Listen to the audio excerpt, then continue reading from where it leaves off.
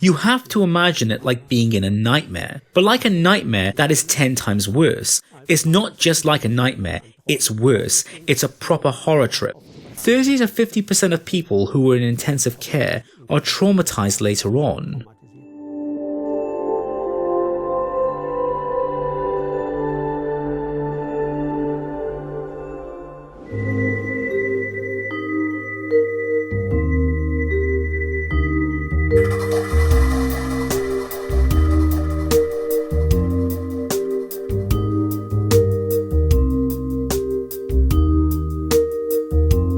Dr. Nicolai, you are a psychologist, and in your role as a management board of the Network for Near-Death Experiences, you have also dealt with extraordinary consciousness phenomena for many years.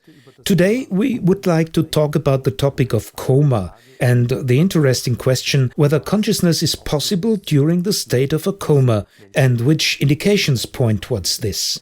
However, I think the term coma should be explained first. At what point do we call a coma, and what are the differences between a coma and normal sleep? Coma is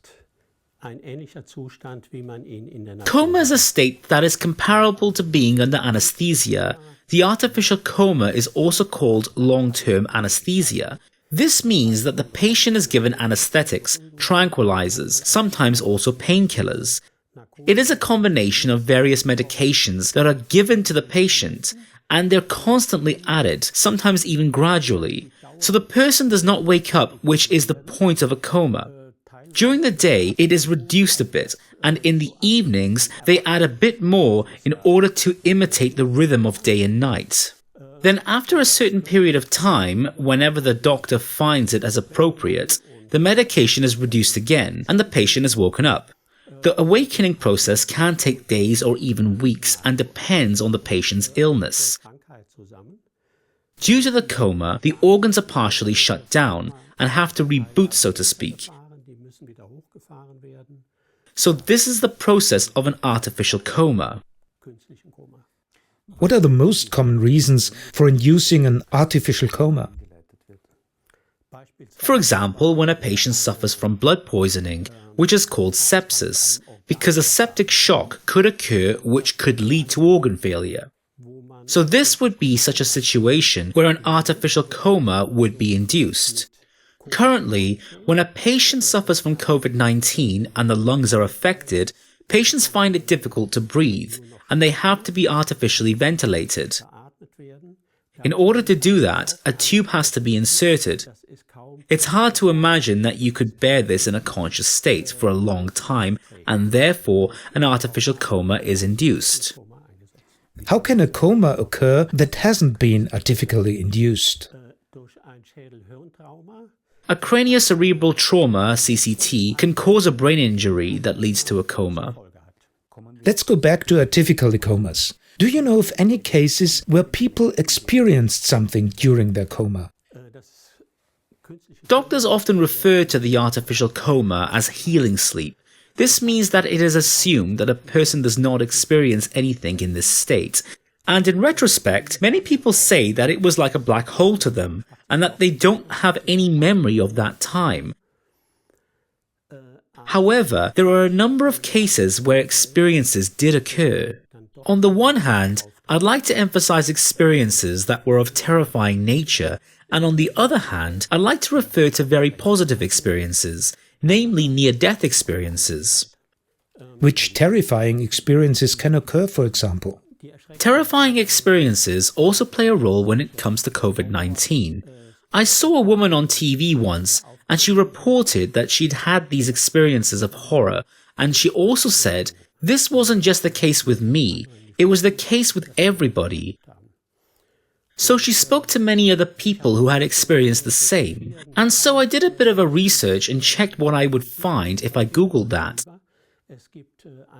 There are several newspapers and magazines that have talked to people who were in an artificial coma, and the interviewees hinted that they'd had such experiences, but they never really talked about it. And I can understand that, because it's hard for people to talk about it. And also, because these experiences are proper horror trips that are traumatizing, and if people talked about it, they'd probably break out into tears or get upset because such an experience is really horrible. At one of our events organized by the Network of Near-Death Experiences, I gave a seminar on this topic, namely on near-death experiences and other experiences during a coma, and there were people amongst the participants who had experienced something like that. After the seminar, they came up to me and told me, "You have to imagine it like being in a nightmare, but like a nightmare that is 10 times worse. It's not just like a nightmare, it's worse. It's a proper horror trip." And the connection is, well, a nightmare reminds us of dreams. Dreams oftentimes have a muted character, but the experiences these people had are very realistic. They experience it as if it had really happened. And the negative part is, there are various topics such as the struggle for survival, which is a reflection of the situation of this severe illness. And oftentimes, these people have experiences of unfreedom. What I mean is that they often have the feeling that they're trapped. For example, the person I met at the seminar told me, "I sat in a very tight pyramid and couldn't get out of it." Or they may also wander around in a maze, looking for the way out, but they can't find it. And these experiences reflect the state these people are in at that moment. And this is a state of unfreedom. Due to the anesthetics, they're hindered from waking up, and they are also hindered from making contact to the outside world. They can't communicate with anyone, and they can't get out of this prison, and this is reflected in really drastic images. Sometimes there's the situation that they partially still notice what is happening at the intensive care ward, and that somebody is talking to them. And for example, auxiliary nurses can become prison guards. This means that they are incorporated in these scenes and become people that oppress the patients and keep them imprisoned. These are the common topics: the struggle for survival and the theme of unfreedom. And then there's another topic you could call fear of decompensation. This means that you would become aware of these experiences, and you would imagine that this could become a permanent state. These people are trapped. Where does this lead to? And then there are some people who say, "I was scared I'd lose myself, and I was really scared that I wouldn't know who I was anymore, where I was, and what was going on with me." You have also mentioned positive experiences, namely near-death experiences. Does it depend on the illness which experiences somebody has? I don't think you can assign this to a certain illness. You can't really name a certain trigger for these positive near-death experiences. Well, it may happen that these threatening images merge into a classic near-death experience, such as the encounter with the light, an encounter with a light being and being surrounded by warmth and love. There are many classic experiences that can occur during a coma. People have also reported out-of-body experiences. However, there are certain characteristics of near-death experiences during a coma. For example, the time of these experiences can be extended. People can also have out-of-body experiences during a coma. There are people who report that they were able to swing out of their body over and over again, and they observed the situation out of their body in order to flee this threatening situation. Then there is another report of a person I know of who said a deceased person who was close to me was with me at all times. I've also talked to a woman who told me I was in a coma for 4 days, and on one day I was just with deceased loved ones. According to your viewpoint, do mainly comforting or terrifying experiences dominate? It's mainly terrifying events that dominate. Why do you think that's the case? Well, the terrifying experiences reflect the situation of the person affected. It's their reality, so to speak.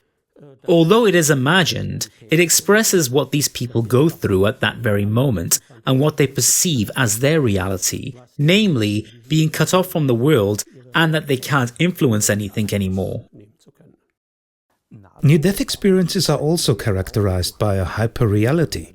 This is used as evidence that these experiences are real. Now, however, you say that terrifying experiences are also experienced as extremely real. Referring to the consciousness of reality, you can't really distinguish between the two. At least not from the outside. The consciousness of reality is also equally pronounced in negative experiences. However, the people affected say that it made a difference for them and that it had a different quality. When it comes to near-death experiences, people have transcendent experiences which are encounters with another reality. The people affected oftentimes feel partially transported into a different world, where they feel like in good hands. So it may be that they would like to stay there, and that somebody, such as a deceased loved one, has to tell them, this is not possible, you have to go back. I think at this point, especially when we talk about comas, it is important to explain the term near-death experiences again. When taking a look at the internet, I've noticed that sometimes everything that happens during a coma is called close to death. This means if we called all experiences that happen close to death near-death experiences, then all these experiences would be near-death experiences, and oftentimes the term is also used in that way. And in those cases, I look around and read again and think, what are they talking about here? And then I realize that they talk about negative experiences, so it's seen as having a negative near-death experience. So in these cases, the term is extended. However, this is not the real meaning of near-death experiences. Near-death experiences have certain characteristics. When you read the book by Moody, who founded the term near-death experience, we can see that these are experiences where the following occurs: out-of-body experiences, tunnel visions, experiences with the light, encounters with deceased and encounters with light beings. So these experiences are all connected to the hereafter, and only then you can actually talk about a near-death experience. Some people have negative near-death experiences. Do you think that such experiences, which are sometimes also called experiences of hell, are never real? And that they are fantasy pictures that reflect the situation of health of the person affected? I don't think so.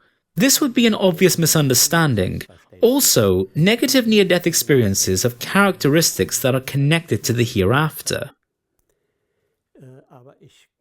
However, I've got to say that for this reason, it's often not clear whether it is just a hallucination. In a coma, these negative experiences are oftentimes just a hallucination. That's why I'm quite careful when it comes to the term negative experiences. It wouldn't be correct to conclude that there are no remarks that state that there is a negative, threatening life after death. There is a certain type of experience that occurs within positive experiences, which indicates that there are negative pathways that happen after death. However, these haven't gained much attention yet. I would call them a show of negative areas. This means that people have a normal positive near-death experience, and during the course of this experience, they are shown something, namely souls. For example, this is often the case during a suicide attempt because the people affected linger in a gloomy atmosphere and become aware of what impact these actions have on the surviving relatives, and this is seen as an experience of purification by them. What I mean is, they don't see it as a place of hell or punishment, but as a place of purification before the path towards the light can be continued. There are several indications that point towards various directions, and they're described in similar ways and therefore depict a pattern that goes beyond the individual. Sometimes there's even a conversation about it, and somebody might ask, what's up with these souls in these rooms that seem so depressed? And one answer would be, they've committed suicide. And for example, another question would be, does everybody who commits suicide have to go through a phase of purification? And the answer is, no, it depends on the reason, and there are thousands of reasons why somebody would commit suicide. If you grant people who've experienced the near-death experience that they really experienced levels of the hereafter, then it seems that there aren't just levels that are full of light. That's right. I think this aspect is important because, in my opinion, it is often misappropriated because it doesn't fit into our idea of the images of the hereafter. We just imagine a hereafter with unconditional love, and that everybody goes into the light. This isn't quite the message of near-death experiences. Well, if we look at it this way, show of negative areas, we can conclude that there is the possibility that the actions here on Earth can have an impact on how life continues after death.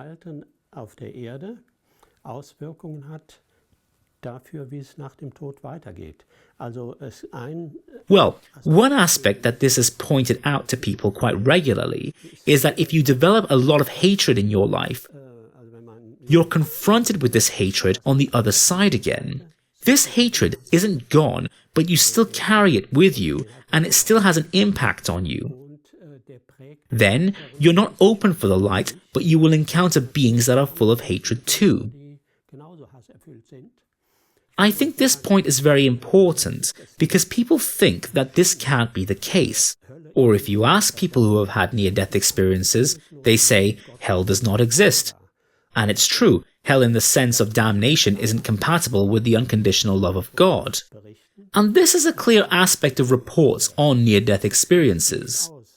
But it's about something else here. It doesn't exclude that people are exposed to the consequences of their actions.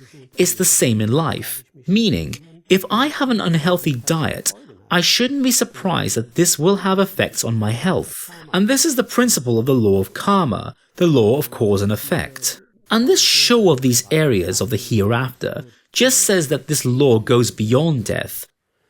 When it is valid and how long it is valid for, I don't think we can conclude any criteria. When I look at the examples that have been mentioned over and over again, then it is surprising how many times suicide is mentioned, and not because you might think, well, somebody who commits suicide just has a bad conscience, and that is why these fantasies come up.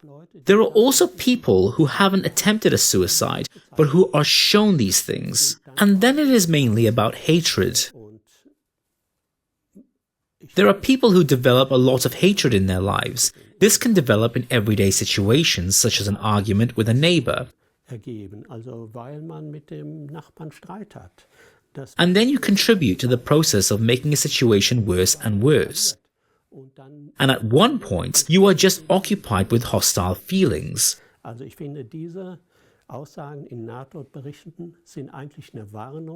In my opinion, these remarks in near-death experience reports are actually a warning not to contribute to escalations of conflicts.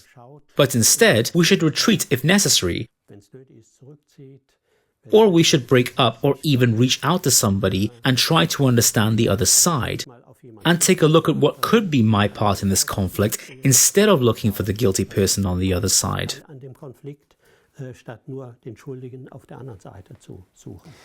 What does this mean in relation to near-death experiences?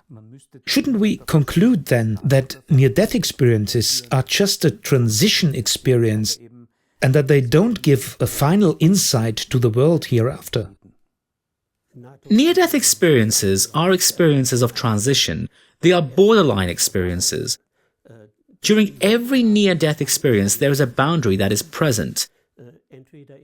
This can be in a way that people are sent back and told, your time hasn't come yet, you still have to fulfill a task. Or they can be very concrete, in a way that they are in paradisiacal regions, and they have to stop at a border. They can't get any further, and they realize, if I went further, I couldn't go back to life. Well, during a near-death experience, there is still the awareness present that this is only a glimpse of another reality. This means they weren't really in the hereafter, so to speak. There is one report of a woman who had a near-death experience who said, it's similar to the hereafter. You experience it, so you get an idea of what it could be like. And the question you asked me earlier touches upon the point. what is the meaning of a positive near-death experience? Apparently, the meaning behind it is to get people in touch with another reality. You can also ask yourself, why does someone get to the hereafter and sees how great and wonderful it is there, and why do they have the feeling that they've found their true home? And soon after, they're told that they have to return. What's the meaning behind this? This only makes sense if it is about conveying an awareness. This reality does exist after death. It's an impulse that provokes a spiritual awakening and brings them to a path. Let's go back to the topic of coma. When we know that people are able to have experiences, and they mainly have negative experiences in this state, what could we or should we do to help them in a better way? That's a good question. I'd like to analyze this from another angle. Why don't we do more to improve the situation?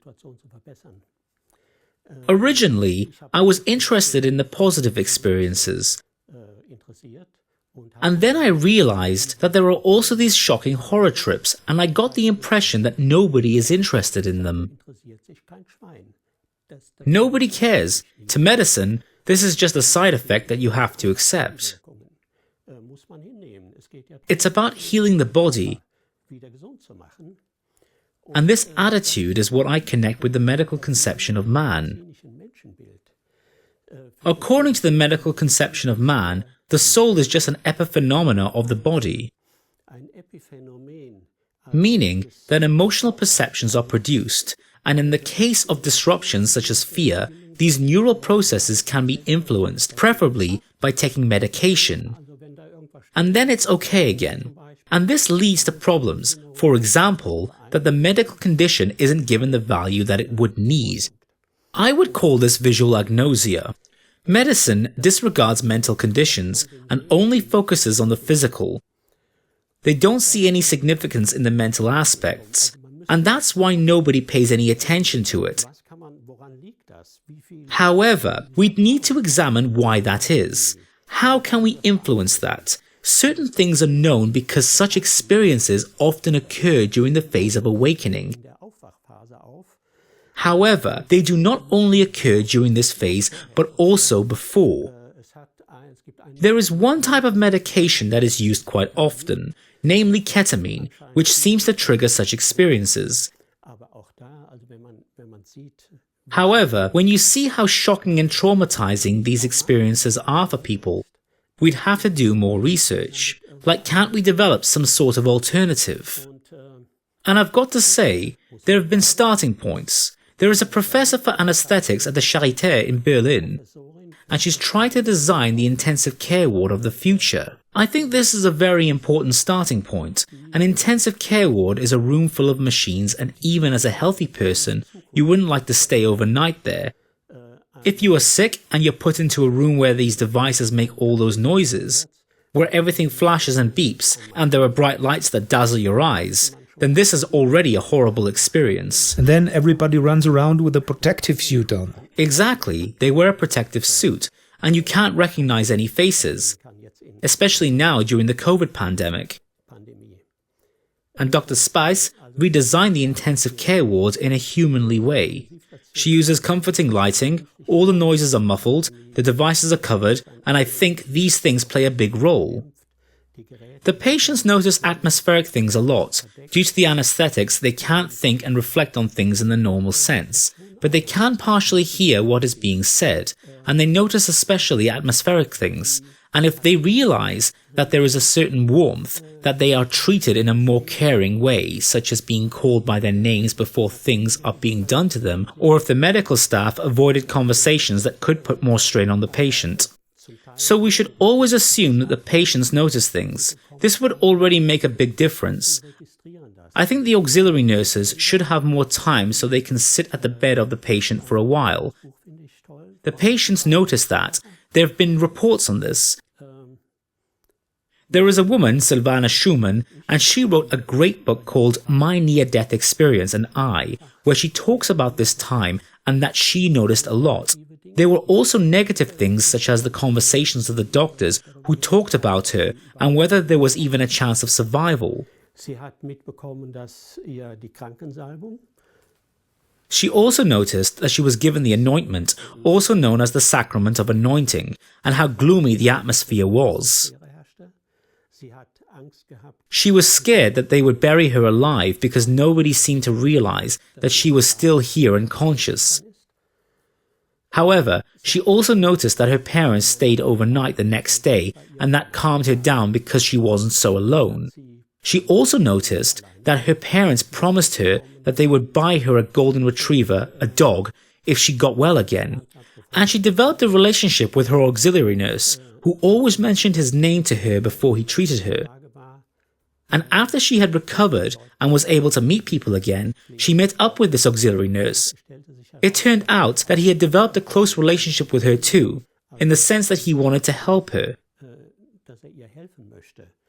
So when we take these atmospheric things into account and give them more space, basically, we'd have to assume that it doesn't matter if they feel anything or not, whether they remember anything or not. All the things that happen have a meaning and might have an effect on the healing process. And so, we just have to create a positive atmosphere. We would have to deal with the patients as if they were conscious, and thus treat them accordingly in a friendly way. I always have to think of the relatives of a patient who know that one of their flesh and blood is lying there, who is all alone. Nobody takes care of him or her. This also puts a lot of pressure on the relatives, and this pressure would be reduced if auxiliary nurses could contribute more. When you talk about the meaning of atmospheric things, then you mean that consciousness during a coma cannot be just equated with the ability to think. Exactly. The ability to think is affected. Silvana Schumann explained this a little bit when she talked about this anointment and mentioned, "I didn't understand the words in that sense, but I intuitively felt what it was about." So intuition is present, and I felt this atmosphere, this mood which was very intense, and it frightened me. If a loved one is in coma and stationed in an intensive care ward, what can we do to help? What are the right things to do? I find this question also important because there might be some relatives who find the situation at an intensive care ward very disconcerting. Also, to see the loved one lying there, being immobile, and they are not sure what's wrong with him or her. But it's possible to help this person. Just being present can be important, to put your hand on the person's arm, or to hold his or her hand.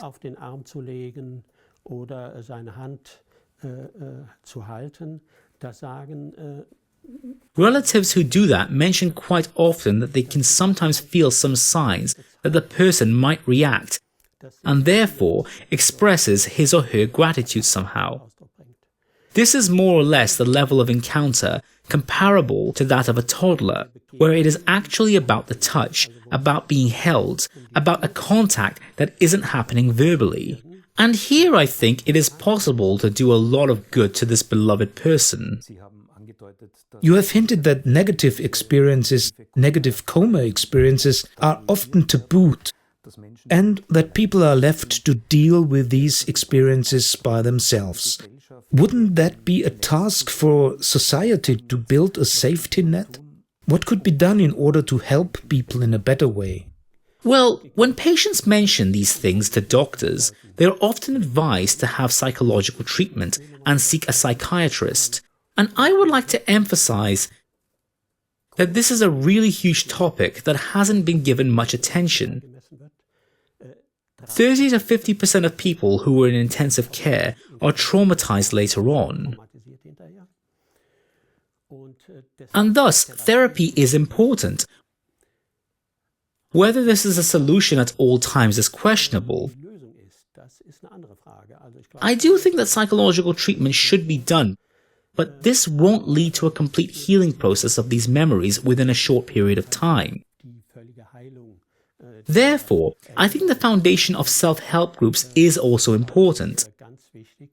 I think this would be very important because the people who've had such experiences,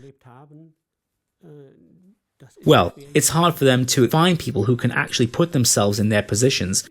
And of course, it's best if you can exchange this with people who've experienced similar things.